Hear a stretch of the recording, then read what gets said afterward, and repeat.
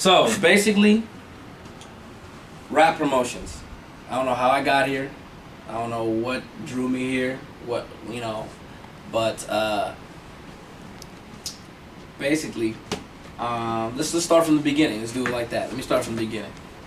All right. Grew up in the Bay Area. That's about good 200, 300, 400 miles north of LA. When anybody mentions the West Coast movement, it was never something that was connected to the Bay Area. We were like off on the island when it came to the music industry. A lot of independent groups came out there. E40, Too Short, Mac Mall, Digital Underground. The list goes on and on. There's a lot of good music that comes out of the Bay Area. And growing up, the only thing that we had was radio and the local hustles, like, the mom and pops, the compilations, the street albums and whatnot.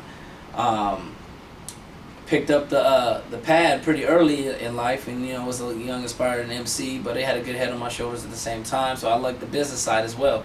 So when I got into college, a lot of my friends who were writers and rappers and R&B singers, they all kind of turned to me to kind of help them with their career on a local level, try to get it on.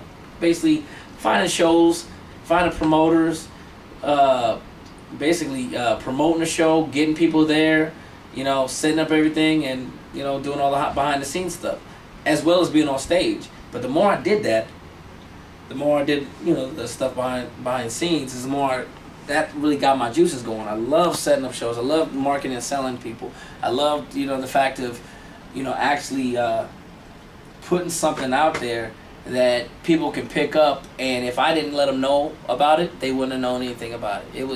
I was the first one. I love being that tastemaker. Let's basically define it. I love being that tastemaker in my market. So it was a young gentleman by the name of Mark Dorado, or DJ Diz.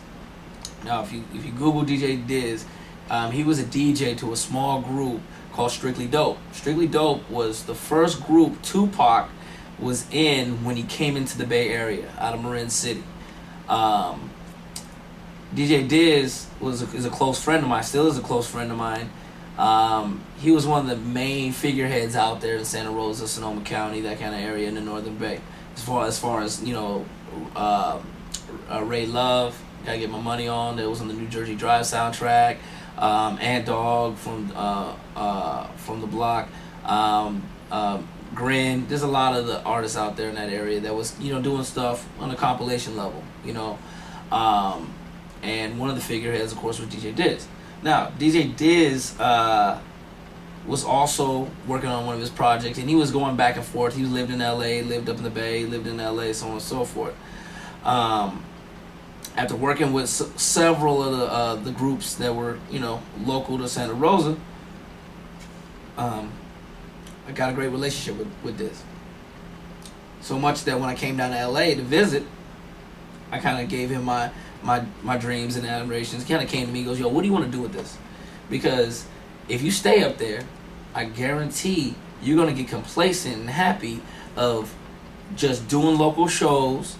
We have 2 major colleges out there, so, excuse my French, fucking young freshmen coming through, or young underclassmen, and there's always going to be a new crop of females coming through. Excuse me, hold on one second. Promotions. Oh, who are you looking for? Okay, you have the wrong number. Anyway. So that wasn't my makeup. I had admirations and dreams of actually doing something. I spent all my life moving around, so me uprooting myself and getting out of that area was nothing. But a lot of the artists around there were going to be happy doing the same old thing. I was not going to be one of them. So I moved down to LA. I didn't really move down there. I came down to LA to visit, and I was sprung. I was done. I was like, you know what? If I'm going to do it, I better do it all the way. And that's one thing I always say is, like, if you're going to do something, commit to it. If you don't commit to it, it's no use doing it in the first place. You know what I'm saying? So what I did was I came back, talked to my boss at the time. I was slinging cell phones at a depot in the mall. But the thing about it was that I was a manager. If you're going to do it, you're going to do it all the way. So I was a manager of that spot, and I was manager of another spot. They were having some product issues, some loss issues, blah blah. They didn't have a store that was in a troubled area that they really needed to have a manager go in. I told him about my predicament, how I wanted to be in LA. He goes, you know what? I need something too. If you can go in there and fix this store that happens to be a good, I don't know, about 45, 50 miles away from where I was already employed. If you go in there and fix this store in 6 months, I'll give you your transfer. Well, you give me a goal, I'm gonna knock it out. So what I did was I fixed the store in 3 months. Got it ready, got my transfer with a demotion. I was already a manager of 3 different locations, so I was making pretty good cheddar for, a young 19, 20-year-old, with some responsibility. So I was feeling pretty good about myself, but now I'm going down to LA and becoming a sales associate. But, the store was in Beverly Hills, so packed up the truck and moved to Beverly. You know what I'm saying? After that, after the move, I was sleeping on my boy's studio floor, literally underneath the SL board, you know what I'm saying?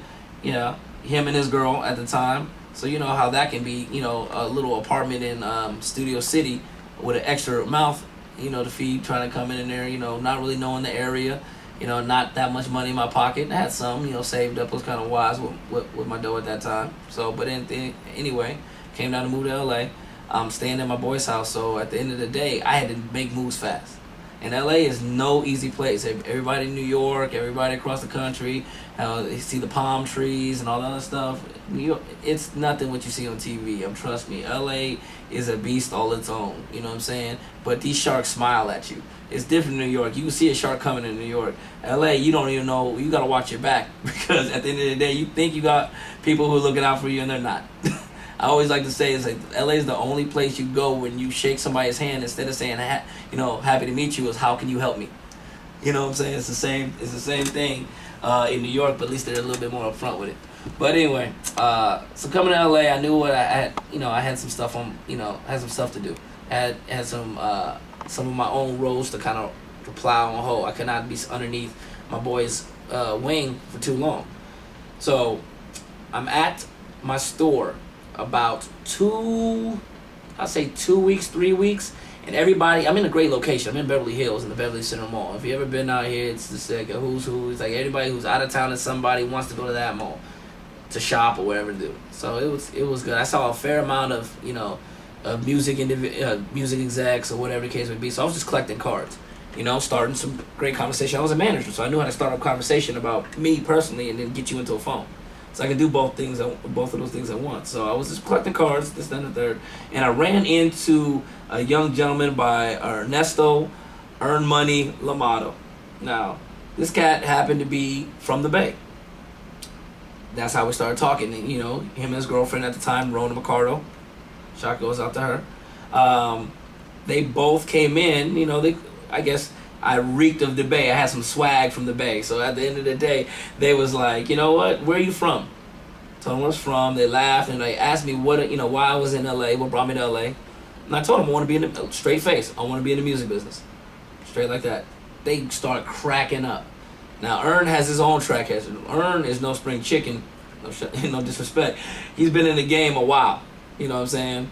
But he was at this small independent at the time, consultant for Avatar Records. If you don't know what Avatar Records is, there was the home of the Oz soundtrack, which I helped A&R, as well as like Black Suede and some other little indie projects.